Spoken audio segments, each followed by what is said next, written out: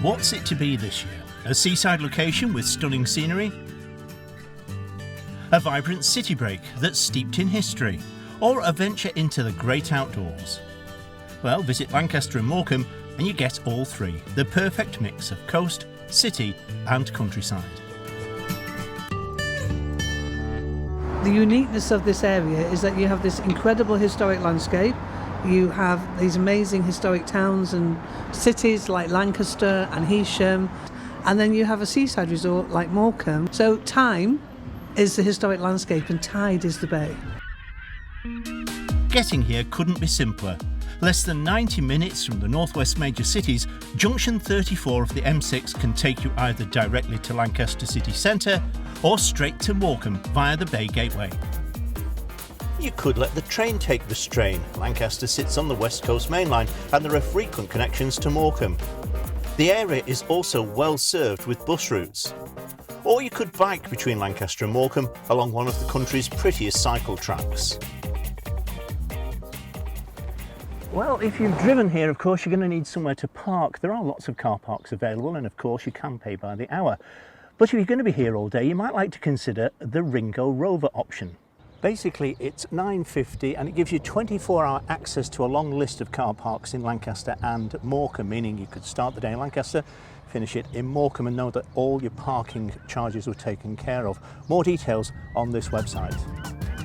And when you're here, there's so much to see and do.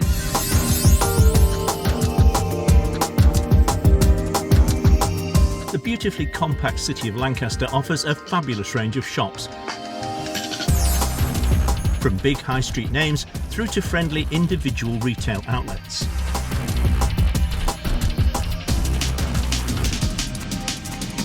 If you come into Lancaster, you really will find some shops with a difference, and a lot of shops like ourselves that have been around for over 60 years. All really independents that really care and really offer that fabulous service when you come into Lancaster.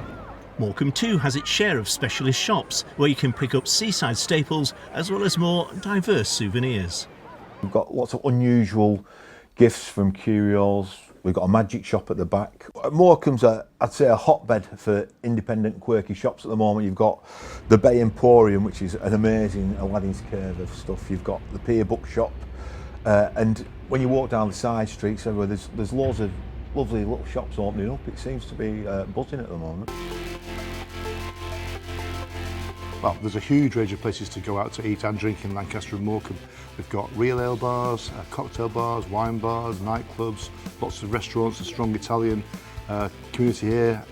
So there's a wide variety of places for all ages, styles. Plenty of new places opened and thriving. All the streets are busy. When you go out on a Friday and Saturday night, it's bustling, with lots of choice, variety and excellent places to eat and drink.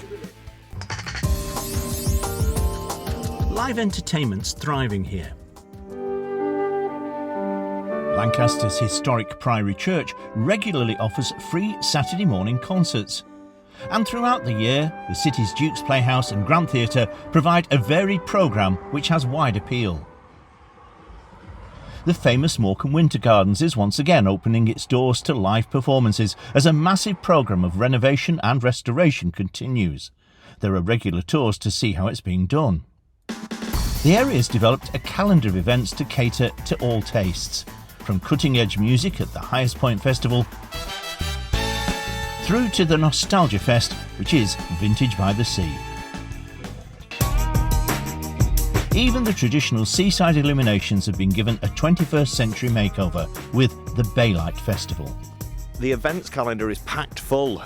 You've got people like the councils and Lancaster Bid and Morecambe Bid putting on amazing events, but then you've also got these much more grassroots organisations, the Morecambe Fringe, for example, and Totally Local Lancaster, who are putting on other great events and festivals going on all year round.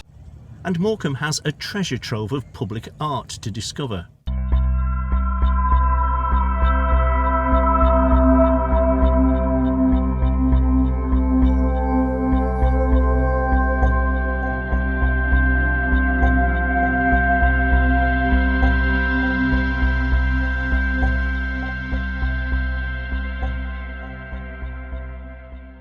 Looking over the bay getting to experience it every day. It is like a live work of art. You don't get the same image twice. Come and walk on the beach, see the hills of the Lake District beyond, and the sunsets are just to die for. You won't find one sort of comparable anywhere. But while both Morecambe and Lancaster are alive to the needs and wants of 21st century visitors, they're also keen to celebrate their heritage. Lancaster's a hidden gem.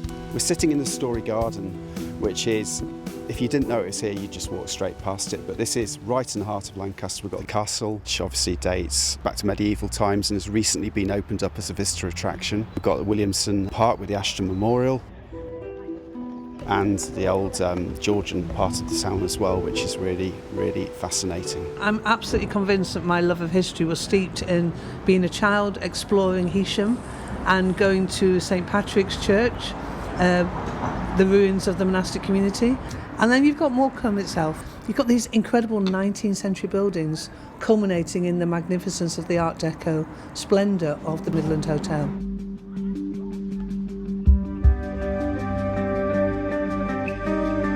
Morecambe's seen its share of drama in more recent times. It's the setting for the popular ITV cop show, The Bay. They're due to start filming for the 5th season this year. So, if you've seen the show, why not come and visit the set?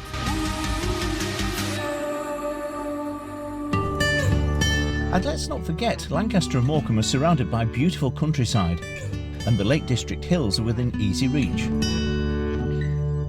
So, for the getaway that keeps on giving, head here to enjoy some time and tide this year. Of course, with Eden Morecambe on the horizon, even more exciting times lie ahead. Watch this space.